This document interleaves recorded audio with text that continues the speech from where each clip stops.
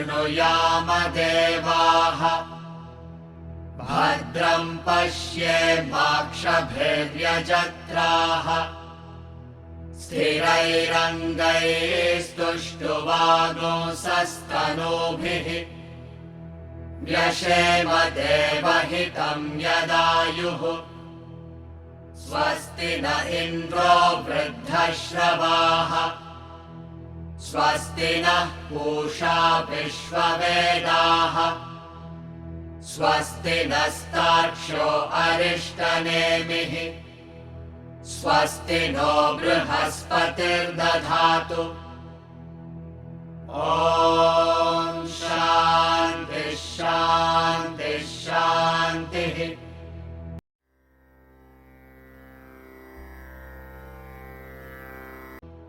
आत्मानमरणिं कृत्वा प्रणवं चोत्तरारणिम् ज्ञाननिर्मथनाभ्यासात् पाशं दहति पण्डितः स एव माया परिमोहितात्मा शरीरमास्थाय करोति सर्वम् स्त्रियन्नपानादिविचित्रभोगैः स एव जाग्रत् परितृप्तिमेति स्वप्ने सजीवः सुखदुःखभोक्ता स्वमायया कल्पितविश्वलोके सुषुप्तिकाले सकले विलीने तमोभिभूतः सुखरूपमेति पुनश्च जन्मान्तरकर्मयोगात् स एव जीवः स्वपिति प्रबुद्धः पुरत्रये क्रीडति यश्च जीवस्ततस्तु जातं सकलं विचित्रम् आधारमानन्दमखण्डबोधं यस्मिन् लयं याति पुरत्रयं च एतस्माज्जायते प्राणो मनः सर्वेन्द्रियाणि च खं वायुर्ज्योतिरापः पृथिवी विश्वस्य धारिणी यत्परं ब्रह्म सर्वात्मा विश्वस्यायतनं महत् सूक्ष्मात् सूक्ष्मतरं नित्यं तत्त्वमेव त्वमेव तत् जाग्रत् स्वप्न सुषुप्त्यादि प्रपञ्चं यत् प्रकाशते तद्ब्रह्माहमिति ज्ञात्वा सर्वबन्धैः प्रमुच्यते त्रिषु धामसु यद्भोग्यं भोक्ता भोगश्च यद्भवेत् तेभ्यो विलक्षणः साक्षी चिन्मात्रोऽहं सदाशिवः मय्येव सकलं जातं मयि सर्वं प्रतिष्ठितम् मयि सर्वं लयं याति तद्ब्रह्माद्वयमस्म्यहम् अणोरणीयानहमेव तद्वन्महानहं विश्वमहं विचित्रम् पुरातनोऽहं पुरुषोऽहमीशो हिरण्मयोऽहं शिवरूपमस्मि। In the dream state, that individual self experiences joy and sorrow in the whole world projected by his own illusion. In the period of deep sleep, when everything dissolves, overcome by tamas, he attains the state of bliss. So we concluded in the last class saying that the power of the Supreme Brahman, which we described as Maya, we see it functioning when a person is in his individual state of consciousness also. So the waker who experiences the waking world, at the time of sleep, he spins a universe of his own. Now what is this power within him which makes him do this is the same power. So he says, Swapne Sajivaha, in dream that same individual, Sukha Dukkha Bhokta, he experiences joy and sorrow. So experiences joy and sorrow means any experience has this subject-object relationship. The subject-object relationship is very much available both in waking state and dream state. So in dream state also there is a subject-object relationship, and he goes through a series of experiences in the dream. Swamayaya. Swamayaya means by his own maya. By his own power of that spinning, what we explained in the last class, Kalpita Vishwaloke. It is a world that is imagined by him. When does he realize that it is a world of imagination? Is only when he wakes up. When he wakes up, he understands it was just a figment of his imagination in which he went through series of experiences, and as a person in the dream, who we refer to as dreamer, he was very much going through those experiences as very real, as very much affecting him. So that is the solidarity or reality of the dream that he went through. But upon waking up, he understood that it was a figment of imagination. So we said that with reference to waking world and dream world, there is all parallels. Whatever you go through here is what you go through there also. In fact, dream is created by the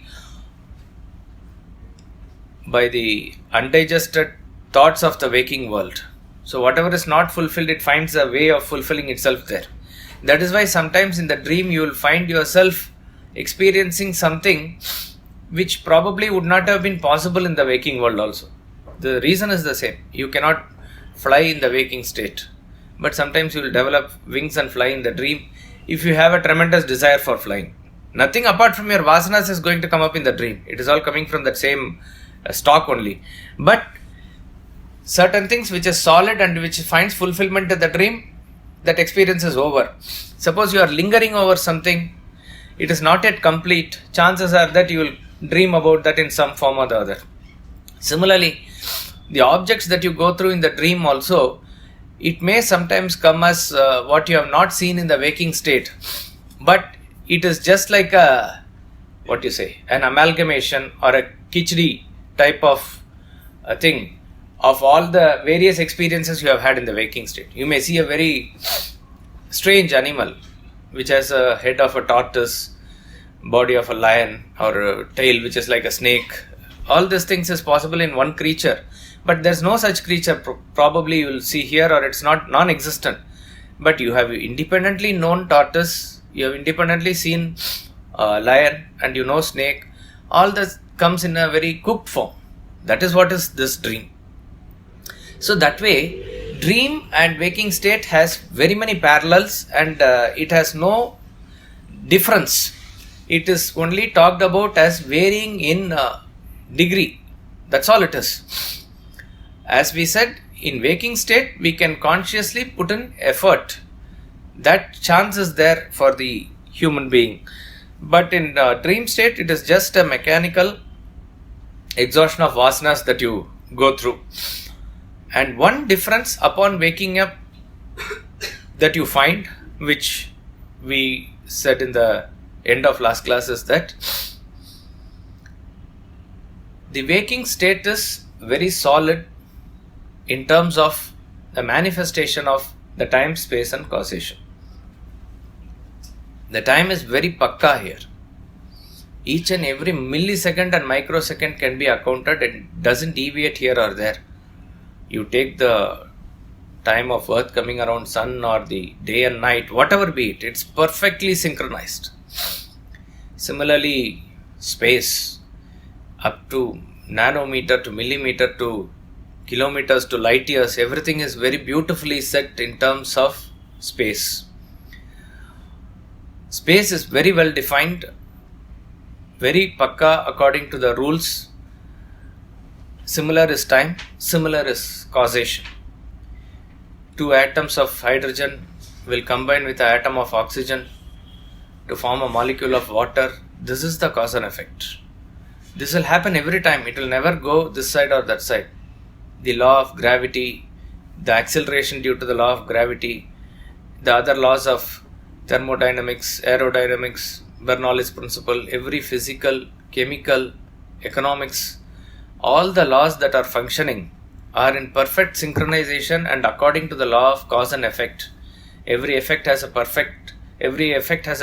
cause, and every cause transforms itself into a perfect effect. this concept of time, space and causation is there and available in dream also, but when you compare to the waking state, it is hazy. It is not perfect. It seems imperfect. Sometimes you might have experienced in your own dream also, that we said that you can go out of your house and suddenly you land up in an airport, backside of your house, and there you take a plane and you go to New Zealand, and there you take a boat and come back to your house. Like that, it is very simple, and it can anything can happen like that. Or causation, you can just produce something out of something. Space, time, causation, everything is functioning, but in a very haphazard way, in a very ad hoc manner. Why is this difference? Yes. Because your intellect is not fully available. Intellect is not fully available in the dream. That is correct. Since the intellect is not fully available in the dream, how does it make this happen? In other words, are you saying, since your intellect is fully available now in the waking state, everything is functioning perfectly? No. But when you're in the dream is functioning perfectly. When you're in the dream, so when you wake up and you look back on the dream, then you feel it is not correct. Only upon comparison, that is very clear. As long as you are dreaming, it is a very solid world, and you don't have any doubt at all there. So in that world, everything is perfect. Everything is perfect. I am saying, when we wake up only, we find this sort of difference. Now, suppose what I am trying to say is, when you wake up to this world on a everyday basis, maybe for every person who is here in this waking world, and in every janma, probably if you are able to calculate and you go through this calculations that is here is standard. It's standardized and it is so perfectly maintained and orchestrated. Let us say in your dream, yesterday it was very smooth and nice, and you went through a proper class in the dream, let us say. But today it can be something else. Tomorrow it can be absolutely something else. There is totally a incoherence in the dream. But that particular dream is created and dissolved in itself. When you consider that dream to be complete in itself, then it has a one set of time, space and causation functioning for it, which is dissolved afterwards. So, but I am saying, in waking world, it is always perfect. When you compare that to the dream is hazy. So when you say it is the intellect, it seems as though our intellect is responsible for the functioning of the perfection of this time, space, causation.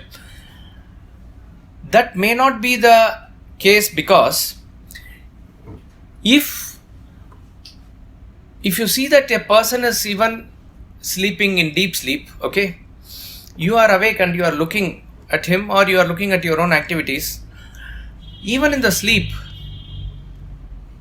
if he turns this side and he hurts his finger in the table that is by the side of the bed, there is blood coming out. That is also a law, and that immediately certain forces are functioning to stop that blood flow which is clotting. That is also, some forces are acting. So perfectly that's functioning as per what it is to function.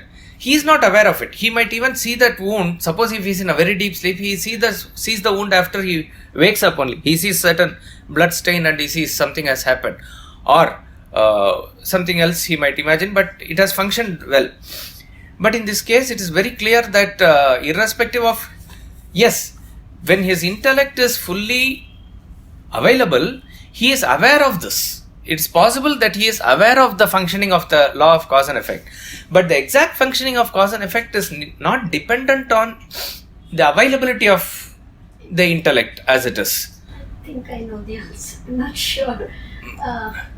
This waking world is actually just one dream. Okay. Those dreams are separate dreams. So Okay. a separate time, space and causation working in each dream. So when it ends, that ends. But this, we feel it's continuous and it's working perfectly because it's the same dream continuing. Let us assume this waking state is one state. Each dream is a new dream. Right. Let it be that also. But still, how does it explain the perfection of time, space, causation? Just like in the dream, it sounds perfect, each dream. So This also sounds perfect. So you are only saying that it appears perfect, but it is not perfect. It may not be perfect. A dream is an expression of each one's mind. My mind is separate, and the world is an effect of Brahman with the Maya. So that is perfect because it's Brahman. Right. It is But history. the world is It is- also according to how we see it. What I see as the world or assess the situation, what an animal does, what a bird does is very different. So that is also according to each mind, thought, intellect. It's again a separate thing altogether. Right. See, what you are saying is that each and every one, how he perceives the world is according to his mind. That is clear. But each and every mind that is being projected, each and every world that is being projected and seen, seems to function in perfect coordination in itself. See, in other words, the time, space and causation also being part of the projection is not born out of the individual mind. This is the point that we need to understand. What is starting the whole play and what is creating the whole thing, which he is going to say in 2 verses later, is it is from that supreme self that everything this emerges.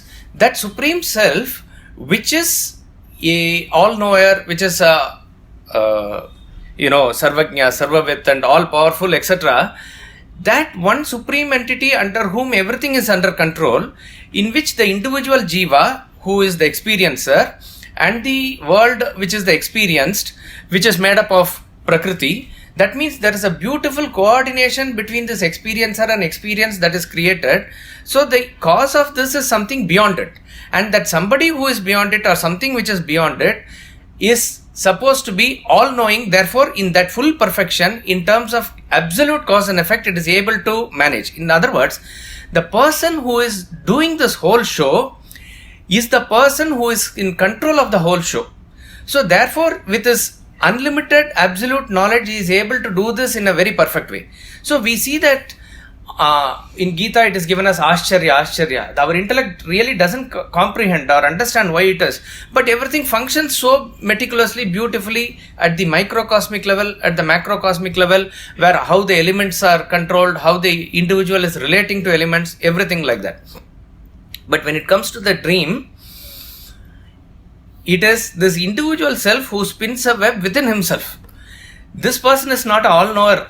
He has a limited knowledge, and let us analyze the dream which comes out of unfulfilled desires, etc. Probably that desire has no legitimacy in his this thing itself. Okay, so but therefore, in order to find a legitimate experience for it, he throws up something that is possible, and therefore he feels satisfaction within that small world where he spins the thing. So when you compare that particular creation, which is your own dream, and when you compare with this, the totality of creation, most of the things are in parallel in terms of the experiencer-experienced relationship. But when you compare the total time-space causation, the 3 axes in which the 3-dimensional world functions, those 3 axes are so perfect and coordinated here. Here, since it is your own thing, you can do anything like that. So that is probably only difference between waking and dream world in terms of the expression. In terms of sadhana, we have said dream is just a mechanical phase that you go through. It really doesn't affect any of your papa or punya or anything. There is no conscious evolution or devolution. You have to go through based on whatever undigested thoughts and which comes up as vasanas. That's about all. So therefore, beyond that, we should not even give much importance to analyzing the dream at all. There are just 2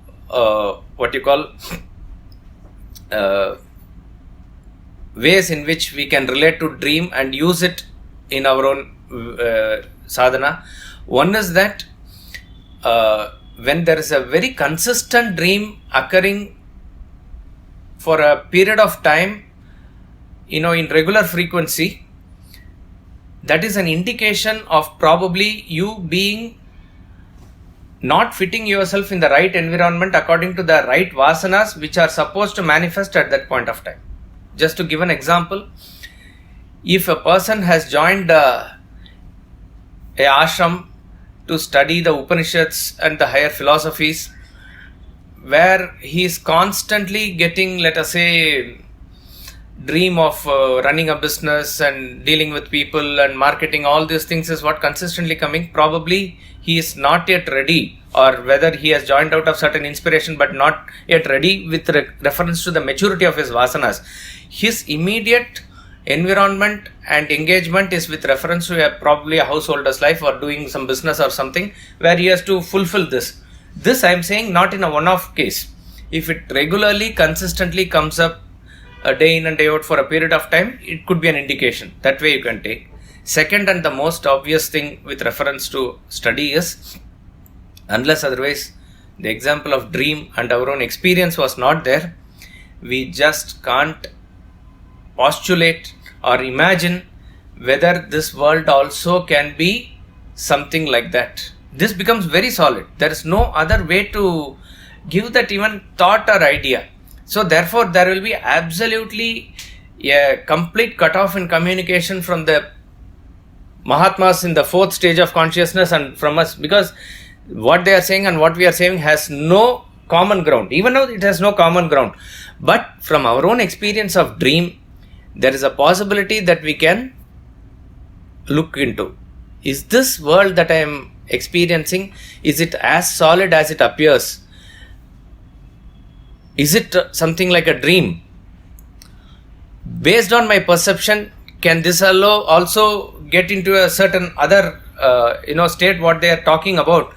So that very solidarity that I give to the dream, why am I giving to this world? This sort of analysis we can do. And I am not saying to dismiss of this world. Please, let us be very practical and clear about it, because what you are going through is very real now. But it gives a thought that what he says in that Jagrat, Paritrupti Meti, that Trupti is shaken. Very complacent. Yeah, I am very happy, very fine, everything is fine. No, everything is not fine. There seems to be some other state. There seems to be something more. That sort of a doubt and everything can come based on the analysis with dream. So dream can be taken for that. Otherwise, there is no point really going through the analysis of dream in any way. It is just, as I said, undigested thought flow coming. Just let it come and go through by itself. So can the vasanas of previous janma come in a dream? Vasanas of previous janma means what? It is your vasanas only. As long as it is... If a baby who is not seeing much of waking world, can he or she dream? Yeah, you see the baby, sometimes it laughs, it cries, so that means it is seeing something. So therefore what it is seeing as dream, in what way it has experienced this lifetime or previous lifetime, we don't know, but something it is inside that it is seeing. Very much possible it is. And so can we get knowledge or jnana in dreaming state? No, which knowledge? No chance. Whatever, even if you are attending a class in the dream where Upanishad is going on or Gita is going on, that is still a mechanical experience that you go through. So it is not possible. Sometimes even Swami Ramtirtha says this example that certain equations seem to get solved in the dream, but when he wakes up and sees, it has no connection with cause and effect, like that. But all this is not jnana. But since he was thinking about the equation all the time, maths all the time, his chances are he will dream about that only, like that it is. Sir, so in one of the Upanishads, this waking and the dream state has been taken as one only. You mentioned it long back, I remember. It is, I think, in the Mandukya. I do not know whether it is in the Upanishad, but in the Karika and the explanation, Gaudapada is sort of dealing with the dream and waking in the same way, from the point of view of Turiya. So, the example being a limited this awaking state can be considered to be a dream of the Brahman. That is how it will see, that is the whole play of Maya. So when you say, it is very clear as far as the waker is concerned, he has a waking mind, and that mind is a portion of it or a small aspect of it spins a web, and that is a dream. So if you take the parallel, dream and dreamer and dream world is nothing but waker's mind. So waker and the waking world is nothing but Brahman's mind. It is very easy to draw that parallel. But Brahman doesn't have a mind. So what is this whole play? That is what he says. Saeva Maya Parimohitatma. So that is what it is. It is an inexplicable factor which brings about this causation. Otherwise, it is not that very, so then you will go into the understanding of somebody is sleeping and he himself is not aware of all this. Those parallels doesn't arise here. Brahman is as it is there, as it is. Yoga Nidra, the state of Yoga Nidra, what is it? See, Yoga Nidra is something which is attributed to Mahavishnu, right? It has nothing to do with any of our state of consciousness that we go through. Yoga Nidra probably is referring to that state where he is in a state of sleep, which is not a tamasic deep sleep as we see here. In that Nidra state of that Supreme Self, this whole... because why I am asking this question, Niranjananandji, who is heading this Mungeri school of yoga, he told I learned most of the things in Yoga Nidra only.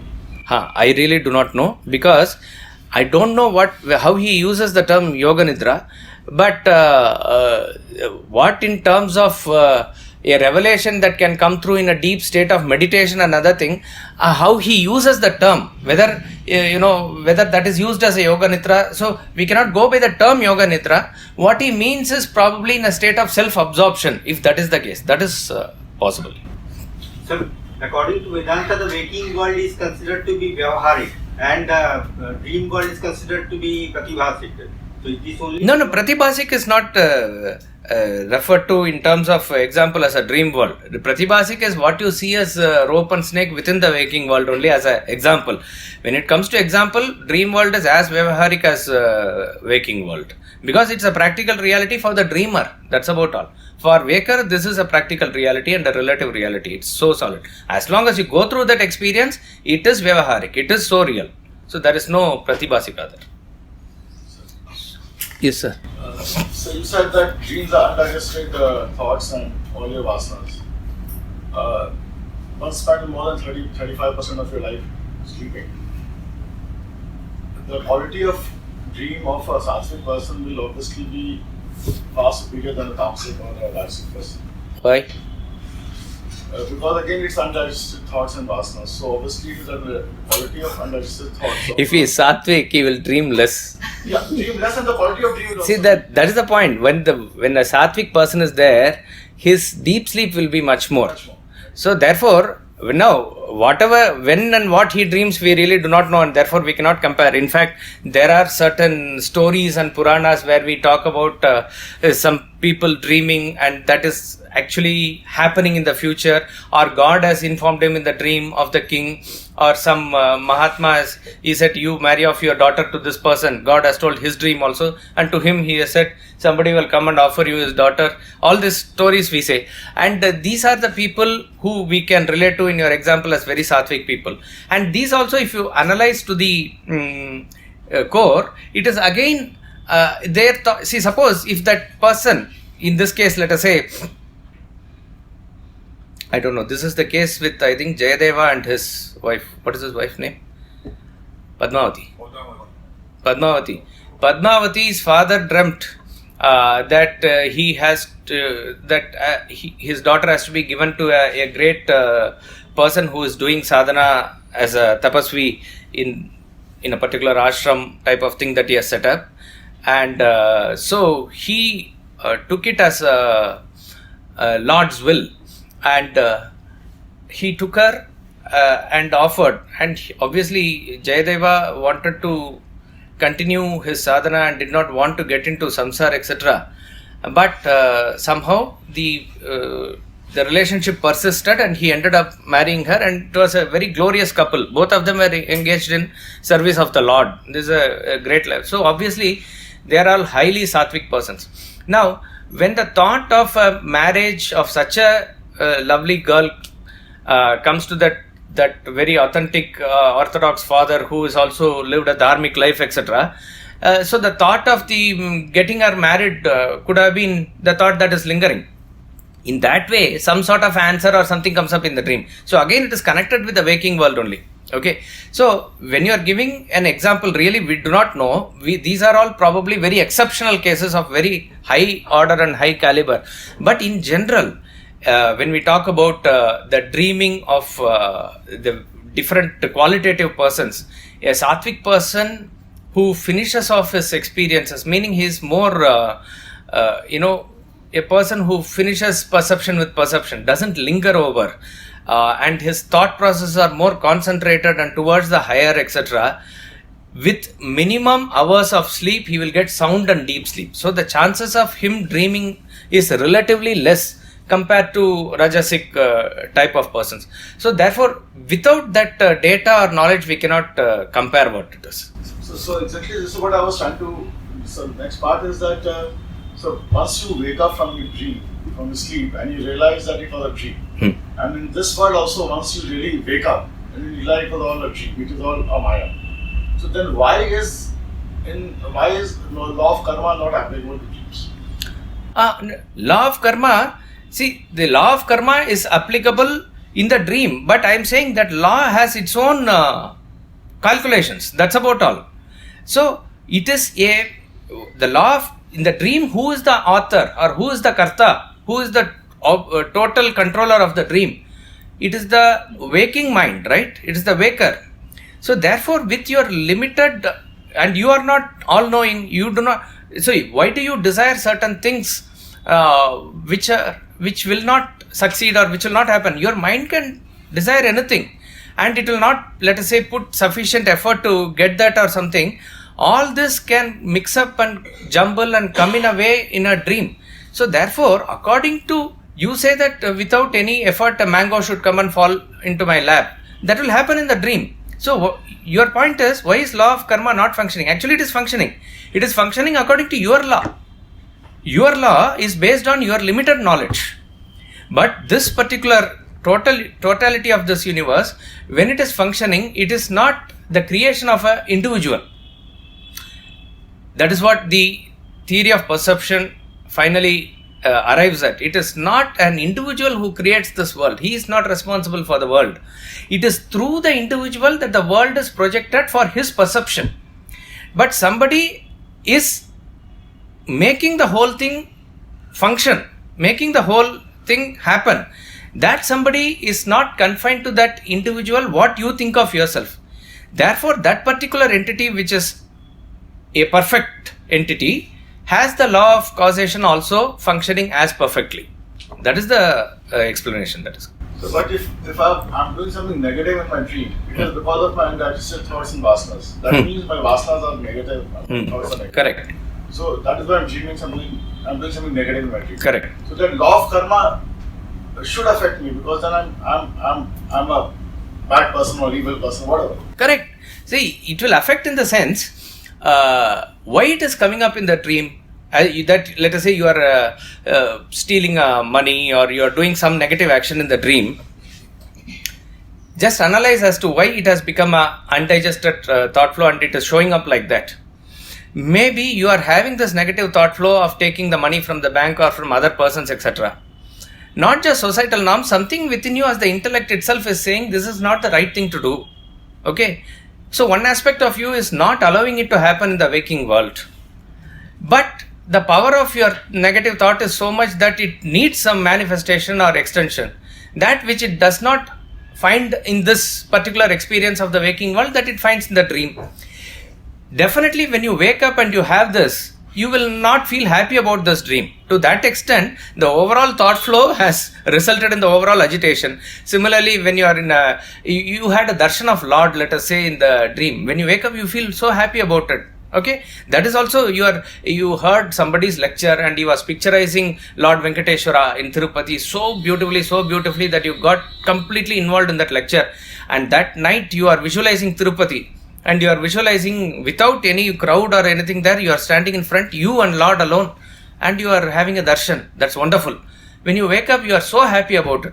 All this is again a undigested thought flow. But that particular thing in the dream that you go through has no effect of karmic consequence in the waking state. That action which has come up by itself, like a spark from the fire which dies by itself, it has died its course.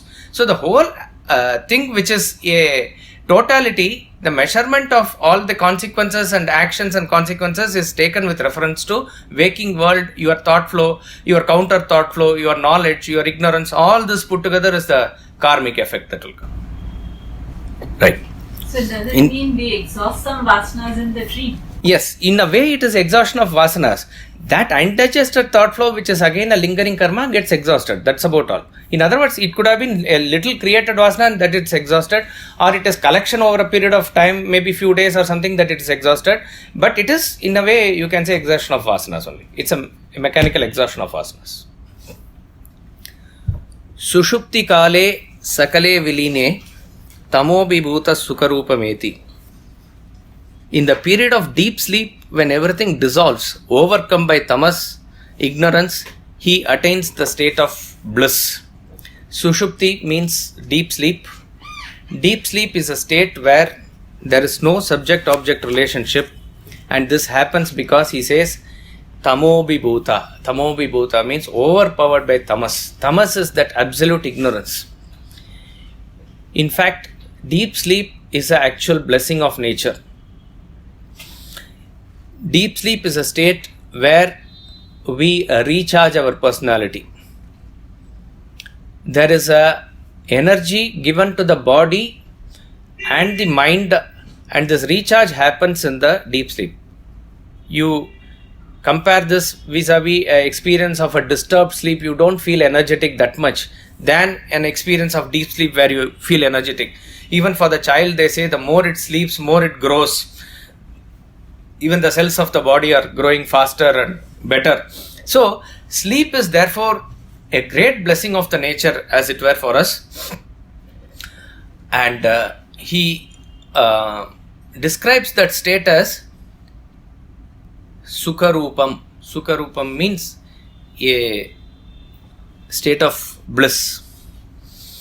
Why it is a state of bliss? All of us go through this, and it is in fact bliss.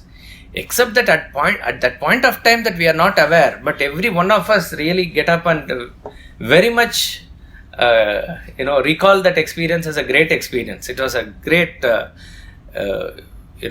sleep that I went through. It is so nice. It is so refreshing. That type of a sukha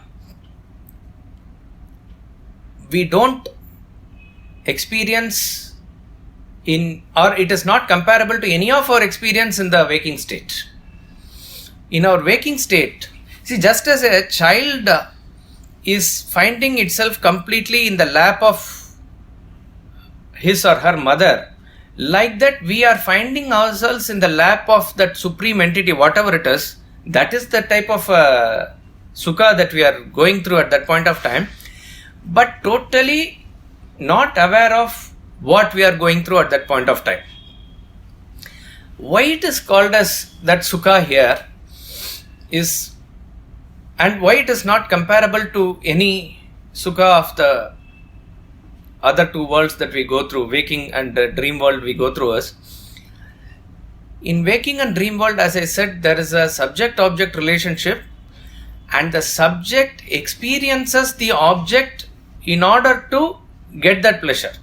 Every experience of us is directed towards pleasure, and this pleasure is derived when the object of fulfillment is experienced by you. So therefore, without that object of fulfillment, what we undergo is a state of agitation, is a state of restlessness. So the mind being restless is not a state of peace or bliss. When that mind comes to a rest as much as possible by the contact of the object, we call that as pleasure. Yes, a person who is having a agitation for cigarette, when he smokes cigarette, he does find pleasure. And there also, if you look at the deep technique or what is the mechanism that is happening, it is the same thing. The mind is quietened. The mind's agitation is quietened by the contact of the sense object. Or a person is very emotionally deprived and somebody caters to him emotionally, he is able to feel that pleasure. At any level of our personality, whatever it is lacking which causes a restlessness in the mind is catered to by an experience. That experience fulfills that, and the mind quietening happens, however temporary, that period is called as cessation of agitation or pleasure. So what is understood here is mind's quietude is the actual pleasure. So therefore now come into deep sleep. In deep sleep the mind is in absolute quietude. Mind itself is not there. Thought itself is not there. So therefore the thoughtless state is a super quiet state. That is Sukha-Rupa Meti. Therefore you are in a total bliss at that point of time. In fact, this deep sleep gives us a chance to imagine what the state of self-realization is, which is also said to be a state of thoughtlessness. What is the difference that is said? Again, now only we can only sort of imagine. It is said that in that state of thoughtlessness, you are absolutely an aware being. That's all. Only pure consciousness. It's pure state of pure consciousness. In deep sleep, the pure consciousness is there, but we are just not aware of it. We are in a state of total unconsciousness. That means we are still, you can say, as conditioned consciousness functioning. This is the difference. So, Sushupti Kale Sakale Viline, in the time of deep sleep, from your point of view, everything dissolves. From the point of view of deep sleeper, the whole world dissolves. He is just there in that seed form or whatever you call it. It is nothingness. You can't even say you are experiencing nothing. Nothing is not an object of experience. Absence of every thought, absence of every experience is called as nothingness, which you go through. So therefore you become a deep sleeper. And we said the deep sleeper is called as prajna. Prajna means a completely ignorant person. And this tamas, when it overwhelms you like this, you go into the period of deep sleep, Sukha-Rupa Medi. Now, Atma is the supreme consciousness, is that one which is waking even during the time of deep sleep also. And that is what witnesses the three states of consciousness. And when you wake up from the dream, it is that which helps you to recall that you went through this deep sleep. So the whole emphasis of him saying in this two mantras about the totality of this waking, dream and deep sleep experience is that all these three states of consciousness that you go through are conditioned state of consciousness. You are really not this conditioned state of consciousness. You are the Sakshi of the three conditioned states, which is the pure Atma. Sir, Yes. A self-realized person will then not be dreaming. He'll be only in deep sleep then. If he sleeps, when he sleeps, then he'll be in deep sleep. So you are assuming that he will not sleep also. No, he sleeps, then he goes straight into deep sleep only then. See, as far as the self-realized person state is concerned, he exists continuously in the state of Turiya. From our point of view, whatever his body goes through, it may go through all the three states of consciousness also. We really do not know. Whatever is the body's dharma, that it will carry on through. So suppose if that person is writing a book and he continues his authorship, at that point of time he will think. And the moment you think, does he have a choice of action? All these questions doesn't arise. He is just merged with that consciousness and his experience of his consciousness is unbroken. It is unbroken. What you and I project with reference to what his body is going through is not really debatable here. Yes. So I'm little confused. Deep sleep is complete bliss. At the same time, you said it is ignorance. So I didn't. This is a complete. Yeah. What is the contradiction? So ignorance cannot be bliss. I mean, unless we say ignorance is bliss, that's a different issue. I mean, it just be ignorance cannot be bliss. So you said deep sleep is ignorance because Amsik thing overtakes you. At the same time, it is bliss. No, you explain your own experience of deep sleep. Were you not completely free from any type of sorrow or agitation? No, I totally agree there, sir. But then I got totally confused when you said it is a state of ignorance. So that is why I'm confused. It is. So what? You tell me, when you were deep sleep, what was it? What was the knowledge that you had? Were you aware that you are a businessman, or were you aware that you are a householder, married, or were you aware that you were a student of Upanishad or anything like that? Absolute ignorance it is. So a few weeks back, when you made some kind of a graph where you said this is a realized person. You said deep sleep is that comes at the lowest. It is lowest. But then again, it is bliss. So that is where the contradiction is. The contradiction is we are given a glimpse of what that bliss is in this deep sleep. Except, as I said, we are not aware of that bliss at that point of time. We are not aware of that bliss at that point of time. We only recall that state only when we wake up. Now put that question or try to answer that question this way. This you can try if you only imagine this question, because this is not possible to really bring out this question from within us. All of us know that deep sleep is a state where all of us go through bliss. Bliss means a state of no sorrow at all. Everybody.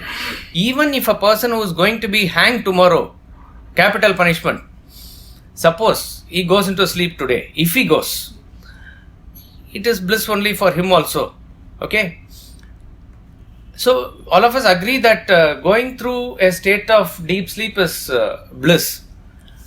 But, if you are told, and which is true, and you believe it, that this state of bliss it is being offered to you permanently. That means you sleep today, you will never wake up. If that option is given, not option, that is what is you are being told. Will you sleep that day? Ignorance is bliss, sir. Unless I get that knowledge completely, no, it's bliss, then that's. No, I won't sleep only. Huh? I won't sleep only. I'll get it tomorrow. You're not going to wake up, you're dead. Sorry? You're never going to wake up, you're dead. So, will you sleep peacefully? You won't sleep at all. That's That's because I think I'll die. Because We want to die. we don't We believe think in we are that the bliss, body. that it is going to be pakka bliss. Guaranteed. No. You believe Is it not a guarantee on a daily basis that you are going through that bliss? That is your own experience is guarantee. It is guarantee. But you are not given a chance to wake up. Will you like that state, or will you want to be in that state? So does that mean that No, answer the question. No, sir. no. No, that is what it is. We don't like that ignorance. We will be rather be in this agitated state of sorrow rather than it. So obviously this state is therefore better than that state. It is only talking about the quality of that experience there. That's about all. But this where we have limited knowledge is superior to definitely that knowledge which is absolute zero, ignorant state. And the state of self-realization, absolute knowledge, that is far superior to this. So therefore, it is not a contradiction. What we go through is a state of bliss. But as I said, it is a temporary state of bliss. We are, and it is the tiredness of sleep that we wake up. It is the tiredness of waking state that we go to sleep. This is a cycle that we go through. It is that's why I said it's a blessing of nature. If that period of sleep was not there, we won't feel refreshed. So compared to all the experiences in the waking world, that is a unique experience that we go through in the deep sleep. It is bliss. Again I am reiterating that what we go through at that point of time, we are not aware at that point of time. We can only recall only after we wake up. But state of self-realization is completely different. It's an absolute state of unbroken bliss. Here it is broken, right? Waking, dream, deep sleep, everything is broken. That is a state of unbroken bliss where you are in a state of absolute awareness and existence. So that is a totally of a different quality which cannot be compared at all here. So that state of ignorance, what you are, if you are absolutely doomed to, you will not want to be. And it is not our, because that is a state of, it is totally opposed to our state. Our state which is absolute knowledge and other thing, we will not be wanting to be in that state of ignorance. That awareness and knowledge are the two key. That is the thing. In the absolute state, in the deep sleep state, there is no awareness as it is. Sir, momentarily we do go through bliss even in the awake state also. So that's why we experience that bliss is there. But that will not be comparable to the self-realized state, is it? What you go is bliss through waking state. Momentarily also. When you are with the nature and when you are your ego is not there, when you are sort of lost. Correct. So there is no individual. All this has nothing compared to the real bliss of self-realization. where it is absolute dissolution of ego and where there is absolute no thought flow. Here, as I said, your mind can get quietude as much as possible. So you can have this temporary bliss sometimes in a merger in meditation, or sometimes in a temple where you are one with the Lord there. These are certain glimpses that you would have gone through, but or Manolaya happens in certain katha or something like that, where you are completely lost.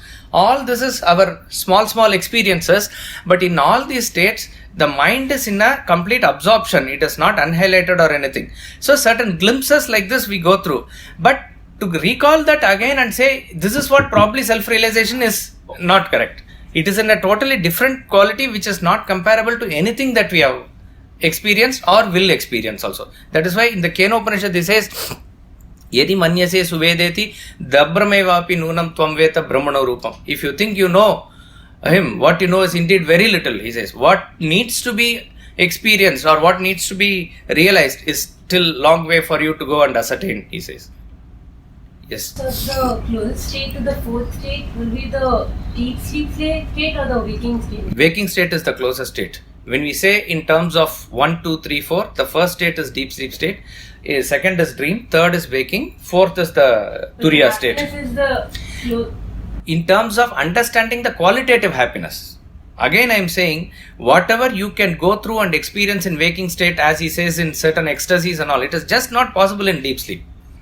Deep sleep gives a glimpse of what is that state that could be where there is an absence of thoughts. That's about all is the comparison. And that is also understandable, I am saying, only after you wake up.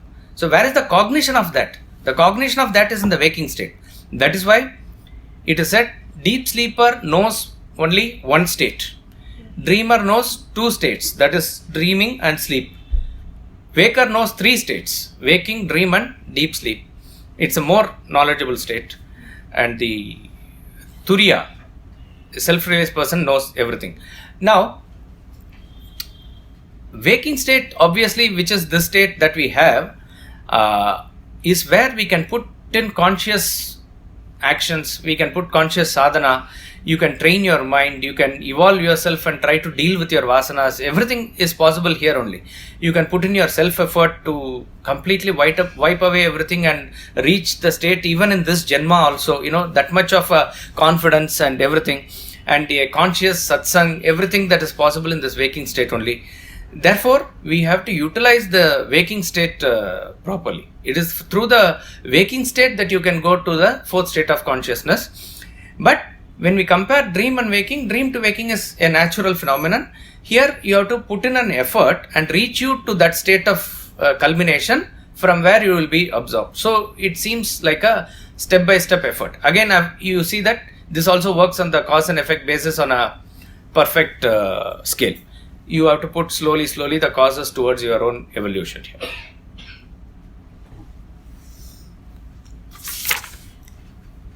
He alone, the self abiding in the body, completely deluded by illusion, does everything. He alone in the waking state derives great satisfaction through varied enjoyment of woman, food, drink, etc. In the dream state, that individual self experiences joy and sorrow in the whole world projected by his own illusion. In the period of deep sleep, when everything dissolves, overcome by tamas, ignorance, he attains the state of bliss. We'll chant mantra 14 twice.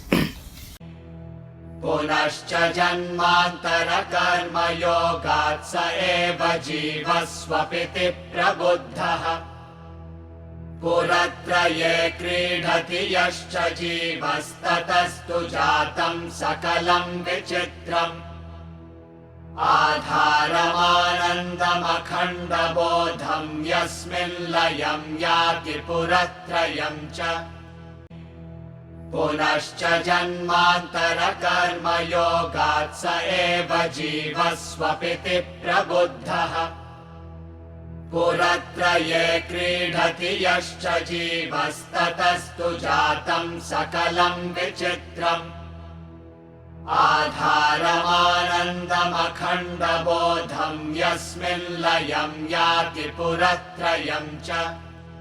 Again, through connection with actions of previous birth, that individual self alone dreams, awakes, and plays in the three cities.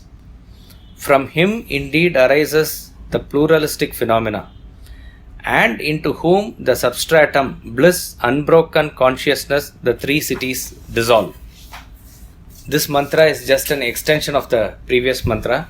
It is giving the idea and extending it a little bit in the macrocosmic way. This waking, dream, deep sleep, this is the cycle that we go through on a regular and continual basis. Nothing apart from these three we know. This triangle is what we go through often. Every time we are in one of these three states only: waking, dream, and deep sleep.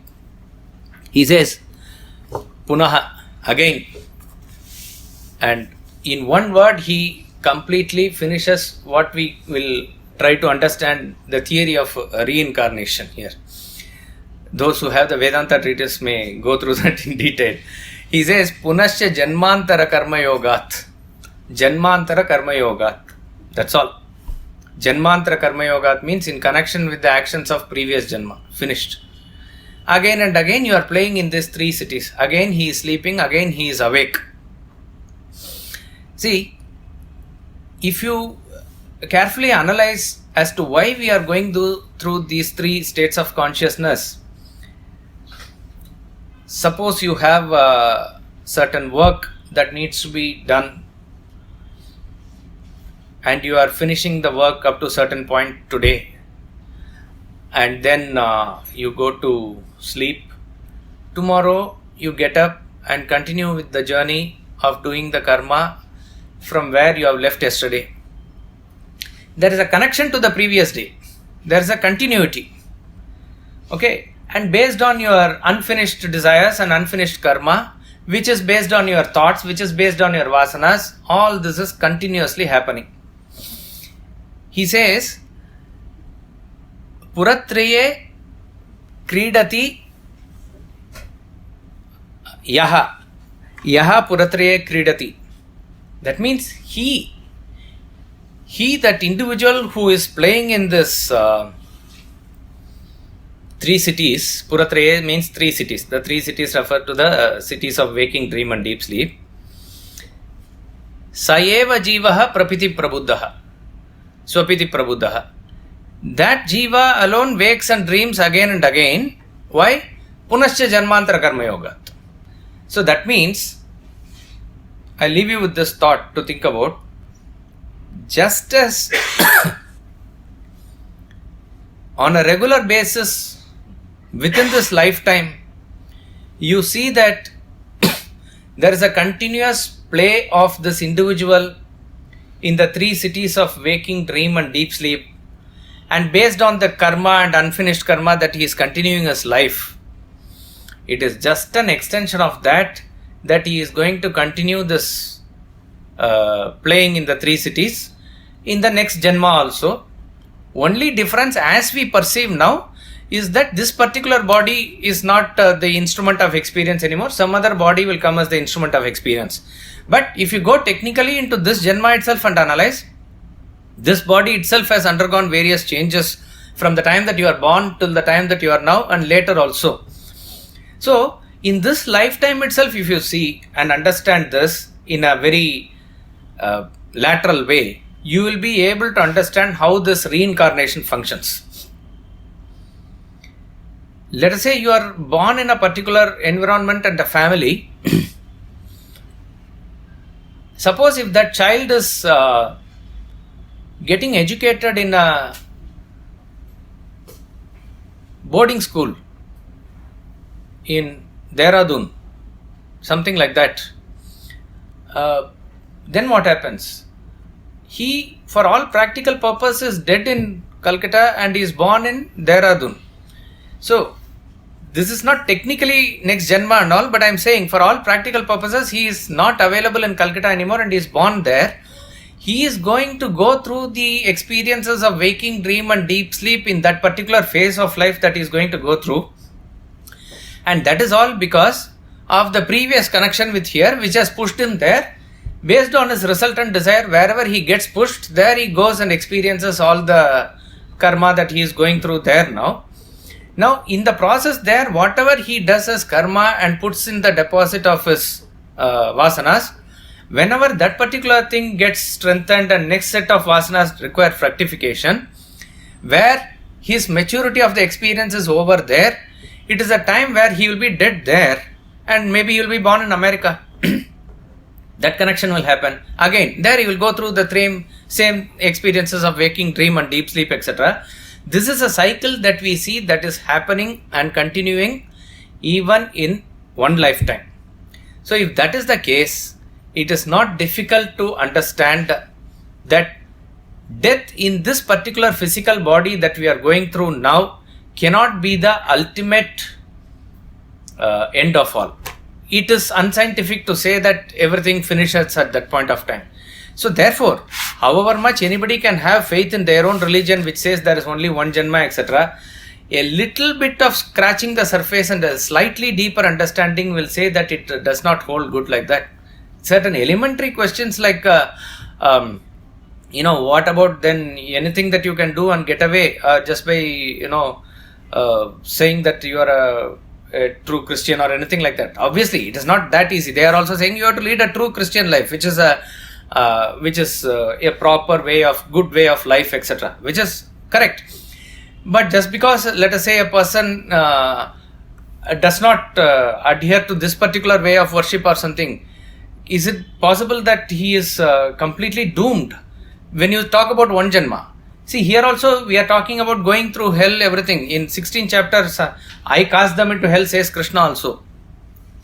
But what can be the understanding of that supreme reality or God or somebody who will cast you to a burning hell forever and not give you any chance of redemption, that really doesn't reconcile with the all other qualities that we attribute to him as a great compassionate person who is ever ready to help you.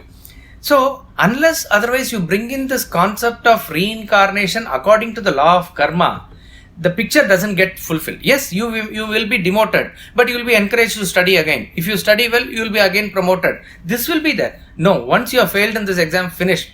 Rest of the lifetime you are doomed forever means that doesn't really not just gives any optimism. It is not scientific. It is not palatable or acceptable to any normal mind. So therefore, it is very clear and Vedanta or Hinduism puts it emphatically, and it is this thought is parallelly accepted in all Indic religions. And also, the thoughts are energy. Energy cannot be destroyed, so it has to continue in some other body. So yeah, that is also scientifically also. That's what scientifically Vedanta proves it that way only. But I am saying that the thought of that one Janma and it is over, it really doesn't gel in any way that we look at it. So there is no scope for this. So this theory of reincarnation fills in that gap. Why we say it is theory? Because it cannot be exactly proved empirically in the present form that we are understanding everything now. But lot of corroborative evidences and lot of scientific way of thinking as to what happens to, as Rupa said, with reference to energy of our desires, etc., which we'll continue in the next class, will point out to a irrefutable conclusion that there is a life after death and there is a death after life. It both are a mutually dependent cycle that it will go through. Krishna says in 2nd chapter of Gita, he gives the full 15 verses about indestructibility of the Atma in the 2nd chapter. Upanishad, he talks only Upanishad first. And he says, therefore you should not grieve, Arjuna, because Atma is neither killing nor killed. Atma is indestructible. He gives a lot of arguments and the whole thing that he places forward. And then he says in the 26th verse, even if you think this is born and dead, even then you must not grieve. Because jatasya hi dhruvam mrityuhu dhruvam janma mrityasya cha tasmad apariharyate natvam shochitum arhasi. That which is born will die, that which is die will be born. So what is there for you to grieve about? The cycle will continue. At a very practical level he is saying. So that tasmat apariharyate, this is a helpless situation. This manifestation and unmanifestation will go on. So what is there to worry about, Arjuna? He says. We'll continue the next lesson. What should be on? Yeah. So we describe Maya as that which is not and cannot be explained by words. Now, parallelly, if I make a statement that Brahman is always there, but it cannot be explained by words, will it be a true statement or it will be a correction? No, correct. Brahman also cannot be captured in words. It is just not Achintyam, Avyaktam, Anantarupa. Everything is applicable to Brahman also. It is correct. In one case it is not there, one case is always there. No, not there means what? Where is it said? Maya is not that. Not that. No, you are talking about Brahman. Brahman is always there. Brahman is always there. Maya means that which is not there. In its technical term, that is the thing. That which is not there. So therefore, Adi Shankaracharya in a commentary, when in terms of finally concluding about the locus and existence of Maya, he says, for those who experience it's not there, it's not there. For those who experience it's there, it's there. He leaves it at that. It cannot be pinpointed in any way. That is Maya. No, but in terms of description, when we like in I think in Vedaranyaka Upanishad, some place it is said that we negate everything. It's a method of pointing towards Brahman. That what you say, is this Brahman? No, not this. This one? No, not this. This one? No. Everything you negate. Whatever rest remains that cannot be captured after negating is Brahman. The same way we described the Maya in the beginning, they said that is this Maya? No, not this. Is this Maya? No, not this. No, you have completely lost it. He said, is this real? No. Is this unreal? No. That is what we said. So the term Maya is given there as not that. That's about all. It has nothing to do with the explanation about Maya. It is talking about understanding the reality of the world itself and how it's created. So therefore, in any way that cannot be explained itself. We'll conclude with the bhajans here.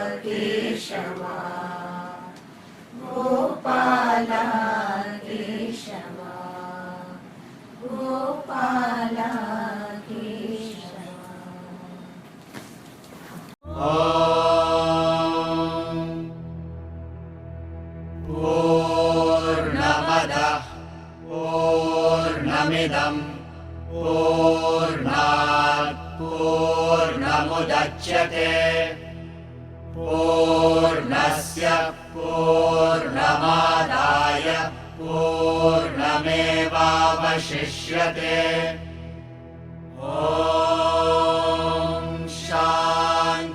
शान्तिः शान्तिः